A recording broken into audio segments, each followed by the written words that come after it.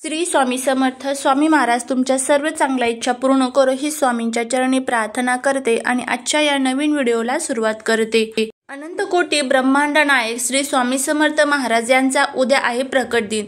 उद्या 31 मार्च वार सोमवार आणि या दिवशी आलेले आहे श्री स्वामी समर्थ महाराजांचा जयंती उत्सव. तर उद्या श्री स्वामी समर्थ महाराजांच्या प्रकट दिनाच्या दिवशी आपल्या जीवनातील जे काही दुःख, दोष, अडचणी, दारिद्र्य आहे तर ते दूर करण्यासाठी आपल्या घरावरती, कुटुंबावरती, मुलांवरती स्वामींची भरभरून कृपा होण्यासाठी आपल्याला आपल्या घरामध्ये काही स्तोत्र आणि मंत्रांचं पठण करायचं आहे. त्याचबरोबर काही प्रभावी असे उपाय करायचे आहे. त्याबद्दलची संपूर्ण माहिती या आजच्या व्हिडिओमध्ये मी तुमच्याबरोबर शेअर करणार आहे. त्यामुळे व्हिडिओ हा स्किप न करता शेवटपर्यंत पाहत रहा. तुम्ही जर चॅनलवरती नवीन असाल तर सबस्क्राईब करून कमेंटमध्ये श्री स्वामी समर्थ लिहायला विसरू नका, जेणेकरून स्वामींची तुमच्या कुटुंबावरती, मुलांवरती भरभरून कृपा होईल.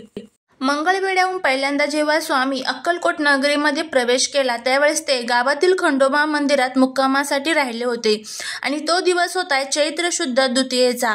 या दिवशी वार होता रविवार. स्वामींनी महाराष्ट्रातील अक्कलकोट येथे खूप काळ वास्तव्य केले. श्रीपाद श्रीवल्लभ व नृसिंह सरस्वती यांच्या नंतरचे भगवान श्री दत्तात्रयांचे ते तिसरे अवतार मानले जातात. हिंदू पंचांगात प्रत्येक वाराला विशेष महत्त्व असतं आणि स्वामींचा देखील वार आहे तो म्हणजे गुरुवार. या दिवशी आपण स्वामींची मनोभावे उपासना आराधना करत असतो. या दिवशी स्वामींचे व्रत, पूजा केल्याने दुःख दूर होतात आणि त्याचबरोबर स्वामींच्या भिवू नकोस मी तुझ्या पाठीशी आहे हे त्यांचे जे लोकप्रिय शब्द आहेत भक्तांना नेहमी जगण्यास बळ देते. भक्तांच्या मते स्वामींचे नाव घेतल्याने नवीन ऊर्जा प्राप्त होते, तसेच नैराश्य देखील दूर होते. कामातील अडचणी ज्या आहेत तर त्या दूर होत असतात. तर अशाच पद्धतीने श्री स्वामी समर्थ महाराजांच्या उद्या प्रकट दिनाच्या दिवशी तुम्हाला घरामध्ये काही सेवा करायची आहे. त्यामध्ये सर्वात प्रथम जर तुमच्याकडे स्वामींची मूर्ती असेल तर त्या मूर्तीवरती तुम्हाला अभिषेक करायचा आहे. मूर्ती नसेल तर फोटो समोर तुम्ही फक्त जे पुरुष सूक्त आहे तर त्याचं पठण करायचं आहे, श्री सूक्तमचं पठण करायचं आहे आणि त्याचबरोबर एक माळ तुम्हाला श्री स्वामी समर्थ या मंत्राची करायची आहे. आणि मूर्तीवरती जर शक्य असेल तर तुम्ही 11 वेळेस 108 वेळेस श्री स्वामी समर्थ या मंत्राचा पठण करत करत तुम्ही अभिषेक करू शकता. त्याचबरोबर उद्या शक्य झालं तर घरामध्ये तुम्ही स्वामी चरित्र जे सारामृत ग्रंथ आहे त्या ग्रंथाचं पठण करत करत तुम्ही हवन करू शकता. तर त्या ग्रंथाची जी ओवी दिलेली आहे तर त्या प्रत्येक ओवीच्या नंतर तुम्हाला हवनामध्ये समिधा, त्याचबरोबर हवन कुडा जो असतो तर तो अर्पण करायचा असतात. तीळ अर्पण करू शकता, साखर अर्पण करू शकता. अशा पद्धतीने हवन केल्यामुळे आपल्या घरातील जे काही दोष, पितृदोष, कितीही प्रखर पितृदोष असू द्या त्यातून सुटका होते. कितीही तुमच्या घरामध्ये वास्तुदोष असेल तर त्या वास्तुदोषापासून आपली सुटका होत असते. त्याचबरोबर जर शक्य झालं तर तुमच्या आजूबाजूला जिथे कुठे श्री स्वामी समर्थ महाराजांचं मंदिर, मठ असेल तिथे जाऊन स्वामींचं दर्शन घ्या. त्याचबरोबर तिथे एक गुलाबाचं फूल, नारळ, थोडीशी खडीसाखर स्वामींना तुम्हाला आवर्जून अर्पण करायचे आहे. आणि अशीच वर्षभर तुमची कृपा आमच्यावरती, माझ्या मुलांवरती राहू द्या, माझ्या घराची प्रगती होऊ द्या, माझ्या घरातील सर्व जे काही दुःख, दोष, अडचणी आहेत तर ते दूर करा अशी स्वामींना प्रार्थना करायची आहे. आणि दिवसभरामध्ये शक्य होईल त्यावेळेस तुम्हाला स्वामींना नैवेद्य अर्पण करायचं आहे. नैवेद्यामध्ये तुम्ही खीर, कांद्याची भजी, त्याचबरोबर बेसनाचे लाडू हे पदार्थ अर्पण करू शकता. डाळ भात, दही भात हे पदार्थ त्यांना अतिशय प्रिय आहेत. या पदार्थांचा नैवेद्य जर शक्य झाला तर आवर्जून अर्पण करा. पुरणपोळी जर तुम्हाला शक्य असेल करणं तर पुरणपोळीचा नैवेद्य देखील तुम्ही या दिवशी स्वामींना अर्पण करू शकता. मंदिर, मठांमध्ये हवनयुक्त स्वामीचरित्र हो सारामृतचं ग्रंथाचं पठण होत असतं तर तिथे जाऊन तुम्ही हवनयुक्त स्वामीचरित्र वाचू शकता. या सर्व सेवा, या सर्व स्तोत्रांचा आणि मंत्रांचं तुम्हाला पठण करायचं आहे.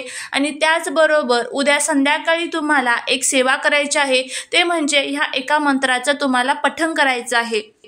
मंत्रांचं पठण आपण का करत असतो तर बघा, आपल्या घरामध्ये खूप अडचणी असतात. घरामध्ये सतत भांडण, कटकट, वादविवाद होत असेल, घरामध्ये पती पत्नीमध्ये सतत भांडण होत असेल, त्याचबरोबर घरामध्ये आलेला पैसा हा घरामध्ये टिकत नसेल, आपल्यावरती खूप कष्ट करून मेहनत करून जर आपण केलेल्या कष्टाचं मेहनतीचं फळ आपल्याला मिळत नसेल, जीवनामध्ये अनेक अडचणी जर तुम्हाला येत असेल, तर तुमच्या अशा ज्या काही अनेक समस्या आहेत तर त्या समस्या दूर करण्यासाठी तुमच्या मनातील ज्या काही इच्छा आहेत तर त्या इच्छा स्वामींच्या कृपेने पूर्ण होण्यासाठी तुम्हाला हे जे मंत्र आणि स्तोत्र असतात तर त्याचं पठण करायचं असतं।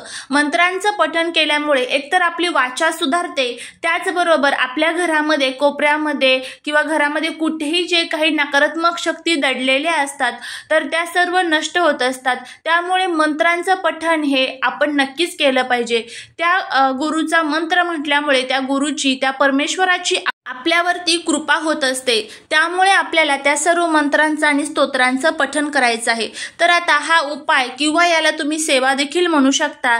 तर उद्या तुम्हाला कधी करायचं आहे? उद्या संध्याकाळी 5 नंतर रात्री तुम्हाला ज्या वेळेमध्ये टाइम भेटेल त्या वेळेमध्ये तुम्ही हा उपाय करू शकता। देवघरासमोर सर्वात प्रथम तुम्हाला हातपाय स्वच्छ धुवायचे आहे। देवघरासमोर एक दिवा लावून घ्यायचा आहे। बाहेर तुम्हाला म्हणजेच आपला जो उंबरटा असतो, उंबरट्याच्या बाहेर एक छान दिवा लावायचा आहे। तुळशीजवळ एक छान दिवा लावून घ्यायचा आहे। आसन टाकायचं आहे देवघरासमोर। एक तांब्याभर पाणी तुम्हाला घ्यायचं आहे आणि त्यानंतर तुम्हाला तिथे एक छान धूप दीप अगरबत्ती लावून घ्यायची आहे आणि त्यानंतर तुम्हाला ह्या मंत्राचं पठण करायला सुरुवात करायची आहे। तर कोणता मंत्र आहे? तर तो आहे श्री स्वामी समर्थांचा तारक मंत्र। तारक मंत्र हा तुम्हाला 11 वेळेस म्हणायचा आहे, पण तो कशा पद्धतीने म्हणायचा? तर जे पाणी आपण घेतलेलं आहे तर ते पाणी आपल्याला आपल्या उजव्या हाताने झाकून ठेवायचं आहे आणि तारक मंत्राचं तुम्हाला पठण करायचं आहे। निशंक हो निर्भय हो मनारे प्रचंड स्वामी बळ पाठीशी, अतर्क्य अवधूत हे समर्थगामी, अशक्य ही शक्य करतील स्वामी। ह्या मंत्राचा तुम्हाला संपूर्ण जो तारक मंत्र आहे तर तो तुम्हाला 11 वेळेस म्हणायचा आहे। त्यानंतर जे आपण अगरबत्ती लावलेली होती बघा, तर त्या अगरबत्तीची रक्षा तुम्हाला त्या पाण्यामध्ये टाकायची आहे। अगदी 10 ते 15 मिनिटाची सेवा आहे। 10 ते 15 मिनिटांमध्ये तुमची संपूर्ण सेवा होऊन जाईल। त्यानंतर हे जे पाणी आहे तर ते आपल्या घरातील प्रत्येक व्यक्तीला तुम्हाला पिण्यासाठी द्यायचं आहे। आपल्या घरातील लहान मुलं असतील, वयोवृद्ध असेल, आपण स्वतः, आपले पती असेल, आई वडील असेल, तर सर्वांना ते पिण्यासाठी द्यायचं आहे। आणि हे पाणी पिल्यामुळे काय होईल तर आपल्या शरीरामध्ये ज्या काही वाईट शक्ती, नकारात्मकता आहे तर ते तर नष्ट होतीलच, पण जर काही आजारपण तुमच्या जीवनामध्ये असेल तर त्या सर्व आजारपणामधनं तुमची सुटका होईल। त्याचबरोबर ज्या काही बाधा तुम्हाला झालेल्या आहे, सतत घरामध्ये काहीतरी चिडचिड होत असते, कोणत्याच कामामध्ये जर तुम्हाला यश मिळत नसेल तर अशा ज्या काही तुमच्या अनेक समस्या आहेत तर त्या समस्या देखील तुमच्या ह्या सेवेने ज्या आहेत तर त्या पूर्णपणे होतील। तर अशा पद्धतीने तुम्हाला हा जो काही उपाय आहे किंवा ही जी काही सेवा आहे तर ती करायची आहे। अगदी साधी सोपी सेवा आहे, तुम्ही करून बघा, खूप खूप प्रभावी आहे। हा उपाय जर तुम्ही केला तर एक रात्री तुमच्या आयुष्याचं सोनं होईल, आपल्या घराची, पतीची, मुलांची प्रगती होईल, 7 पिढ्यांचं आपलं दारिद्र्य नष्ट होईल, जीवनामध्ये असणाऱ्या सर्व समस्या, सर्व दुःख, दोष, अडचणी दूर होतील। तर असा हा प्रभावी उपाय नक्की करा। झालेली सेवा ही महाराजांच्या चरणी रुजू करते। तुम्हाला जर हा व्हिडिओ आवडला असेल तर लाईक, शेअर आणि सबस्क्राईब करायला विसरू नका। भेटूया पुढच्या एका छानशा नवीन व्हिडिओत एका नवीन माहितीसोबत। श्री स्वामी समर्थ।